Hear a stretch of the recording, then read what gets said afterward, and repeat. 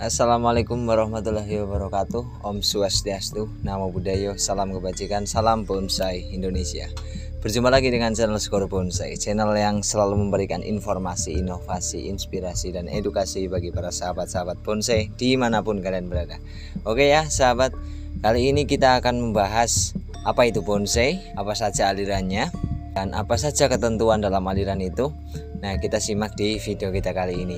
Bagi para pemula ataupun bagi para yang masih belajar, kalau yang sudah master sih mungkin sudah paham, tapi yang bagi kita sendiri, khususnya saya sendiri dan bagi teman-teman yang masih belajar, wajib simak nih guys, agar tidak salah paham dan tidak gagal paham.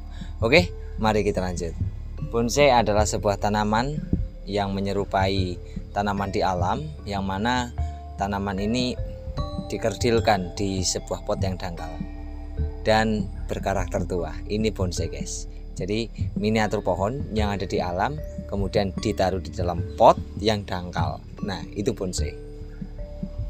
Kemudian ada berapa alirannya? Yang pertama itu ada naturalisme. Kemudian yang kedua ada ekspresionisme. Yang ketiga ada surrealisme. Nah, apa sih pengertiannya? Dan apa ketentuan dalam aliran itu? Oke guys.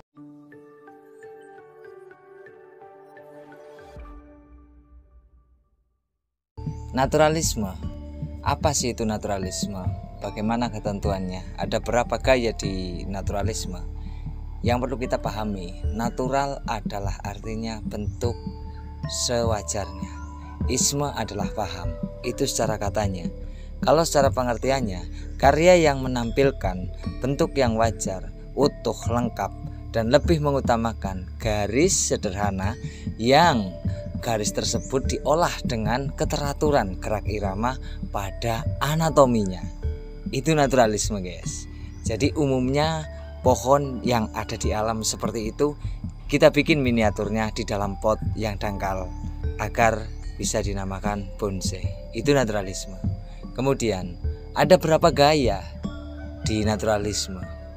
Apakah ada bentuk di naturalisme? Tidak. Di naturalisme ada gaya, bukan bentuk. Di sini ada 5 gaya. Yang pertama adalah gaya tegak lurus, kemudian gaya tegak berliku, kemudian gaya miring, kemudian gaya merebah, kemudian gaya menggantung. Nah, itu 5 gaya yang ada di naturalisme. Yang pertama, gaya tegak lurus. Batangnya tegak dan lurus, dimulai dari pangkal perakaran sampai ujung mahkota. Yang kedua, gaya tegak berliku. Batangnya tidak lurus atau berliku. Yang ketiga, gaya miring. Batangnya lurus atau berliku, posisinya miring ke kanan ataupun ke kiri. Yang keempat, gaya rebah. Batangnya lurus atau berliku, posisinya rebah ke kanan ataupun ke kiri. Yang kelima adalah gaya menggantung. Batangnya lurus atau berliku, posisinya menggantung ke kanan ataupun ke kiri. Oke, itulah tadi 5 gaya dari naturalisme. Kita beranjak ke ekspresionisme. Kita lanjut ke ekspresi. Ekspresionisme. Apa sih itu ekspresionisme? Ada berapa bentuk di ekspresionisme? Ada yang belum tahu arti ekspresionisme? Ekspresi itu seperti ini guys. Nah, itu ekspresi guys. Kalau isme itu apa? Isme itu paham. Jadi karya seni bonsai yang menitik beratkan pada penjiwaan atau ekspresi itu tadi guys, yang mengutamakan pengolahan bentuk garis dengan kekuatan bentuk irama dan gerak iramanya, itu yang membuat kesan dan pesan tersendiri dari karya tersebut nih guys. Itu ekspresionisme. Oke ya, paham ya? Ada berapa gayanya? Apakah ada berapa bentuknya? Nah, kalau di ekspresionisme itu tidak ada gaya, guys. Adanya itu pengembangan dari gaya, yaitu bentuk. Kalau di naturalisme ada 5 gaya, kalau di ekspresionisme itu tidak ada gaya. Adanya adalah pengembangan dari gaya. Oke ya, sahabat. Yang pertama, terpelintir. Penataan susunan gerak irama garis ekspresinya terdiri dari hasil penggabungan beberapa bidang anatomi seperti akar, batang, dan cabang yang wujudnya menggambarkan seperti pelintiran. Bentuknya bisa saja merupakan penggabungan dari beberapa bentuk seperti terpelintir tertiup angin, terpelintir kubah, terpelintir meliuk, dan sebagainya. Yang kedua, tertiup angin.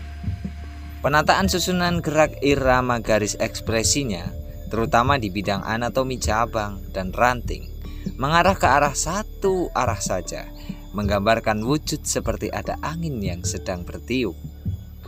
Bentuknya bisa saja penggabungan dari beberapa bentuk seperti menggantung tertiup angin, meliuk tertiup angin, berbatang dua tertiup angin, dan lain sebagainya. Yang ketiga, kubah. Penataan susunan gerak irama garis ekspresinya terutama di bidang anatomi daun atau garis tepi mahkota menggambarkan wujud seperti setengah lingkaran. Bentuknya dapat saja penggabungan dari beberapa bentuk seperti tegak lurus kubah, berbatang dua kubah, berumpun kubah, dan lain sebagainya. Yang keempat, meliuk. Penataan susunan gerak irama garis ekspresinya terutama di bidang anatomi batang menggambarkan tekukan atau liukan seperti huruf S atau ular. Bentuknya bisa saja penggabungan dari beberapa bentuk seperti meliuk menggantung, meliuk berbatang tiga, meliuk tertiup angin, dan lain sebagainya. Yang kelima, berbatang dua. Penataan susunan gerak irama garis ekspresinya terutama di bidang anatomi batang menggambarkan bentuk seperti berpasangan atau sepasang kekasih. Bentuknya dapat saja penggabungan dari beberapa bentuk seperti berbatang dua tertiup angin, berbatang dua meliuk, berbatang dua berkelompok, dan lain sebagainya. Yang keenam, berbatang tiga.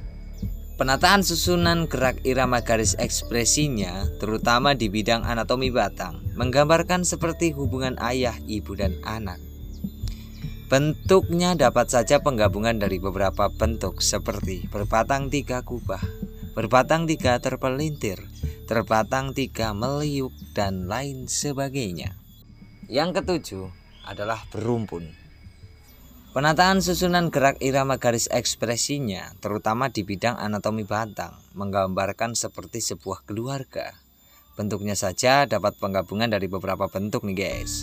Yang pertama, berumpun kubah, berumpun tertiup angin, berumpun meliuk, dan lain sebagainya. Yang kedelapan adalah berkelompok. Penataan susunan gerak irama garis ekspresinya terutama di bidang anatomi batang menggambarkan seperti hutan. Bentuknya dapat saja penggabungan dari beberapa bentuk seperti berkelompok berbatang dua, berkelompok tertiup angin, berkelompok berumpun, dan lain sebagainya. Kita lanjut ke surrealisme. Surrealisme adalah sebuah aliran yang mengembangkan bentuk-bentuk garis yang tidak sewajarnya pada bonsai, sehingga dapat menimbulkan daya hayal atau daya dari imajinasi dari yang melihatnya ataupun yang membuatnya itu berbeda-beda guys. Jadi aliran yang menimbulkan daya hayal pada karyanya itu surrealisme. Ada berapa bentuk di aliran surrealisme? Oke, yang pertama adalah rakit. Gerak irama garis hayalnya diolah pada bidang anatomi batang yang posisinya rebah dan tumbuh akar. Bentuknya dapat saja penggabungan dari beberapa bentuk seperti rakit berbatang dua, rakit berbatang meliuk, rakit berumpun, dan lain sebagainya. Yang kedua adalah mencengkeram batu. Gerak irama garis hayalnya diolah pada bidang anatomi akar yang menjalar di permukaan batu. Bentuknya dapat saja penggabungan dari beberapa bentuk seperti mencengkram batu tegak lurus kubah, mencengkram batu berbatang dua tertiup angin, mencengkram batu menggantung meliuk, dan lain sebagainya. Yang ketiga adalah hubungan akar atau sering kita sebut connecting root. Gerak irama garis hayalnya diolah pada bidang akar yang menjalar di atas permukaan tanah dan tumbuh tunas baru. Bentuknya dapat saja penggabungan dari beberapa bentuk seperti hubungan akar tegak lurus kubah, hubungan akar meliuk tertiup angin, hubungan akar miring terpelintir, dan lain sebagainya. Yang keempat adalah tampil akar. Gerak irama garis hayalnya diolah pada bidang anatomi akar yang muncul di atas permukaan tanah. Bentuknya dapat saja penggabungan dari beberapa bentuk nih. Tampil akar berbatang dua meliuk, tampil akar berumpun kubah, tampil akar miring tertiup angin, dan banyak lagi. Yang kelima adalah tumbuh di batu. Gerak irama garis hayalnya berada pada bidang anatomi akar yang tumbuh dan berada di dalam batu. Bentuknya dapat saja penggabungan dari beberapa bentuk, seperti tumbuh di batu tegak lurus kubah, tumbuh di batu menggantung meliuk, tumbuh di batu berbatang dua, dan lain sebagainya. Yang keenam adalah berakar gantung. Gerak irama garis hayalnya diolah pada bidang anatomi akar yang menggantung nih guys. Bentuknya dapat saja penggabungan dari beberapa bentuk seperti berakar gantung mencengkram batu, berakar gantung tegak lurus kubah, berakar gantung berumpun, dan masih banyak lagi. Yang ketujuh adalah bonsai panorama. Gerak irama garis hayalnya diolah tidak hanya pada satu bidang anatomi saja dan ditampilkan dengan banyak ragam bentuk, sehingga mempunyai fenomena garis hayal yang tak terhingga, seperti menggambarkan fenomena pulau dan laut, fenomena kepulauan, fenomena gunung, fenomena pegunungan, fenomena gunung dan pulau, fenomena gunung dan danau, fenomena batu abstrak, dan lain sebagainya. Oke sahabat, itulah tadi 3 aliran seni bonsai yang ada di Indonesia dan sudah terlegitimasi di bukunya Bapak Rudi Najwan. Oke, terima kasih, semoga dapat bermanfaat dan semoga dapat memberikan pencerahan, dan terima kasih, berjumpa lagi di video-video berikutnya. Jika video ini bermanfaat bagi Anda, jangan lupa like, komen, dan subscribe channel Segoro Bonsai agar tetap selalu memberikan informasi, inovasi, inspirasi, dan edukasi bagi para sahabat-sahabat bonsai dimanapun kalian berada. Salam bonsai Indonesia.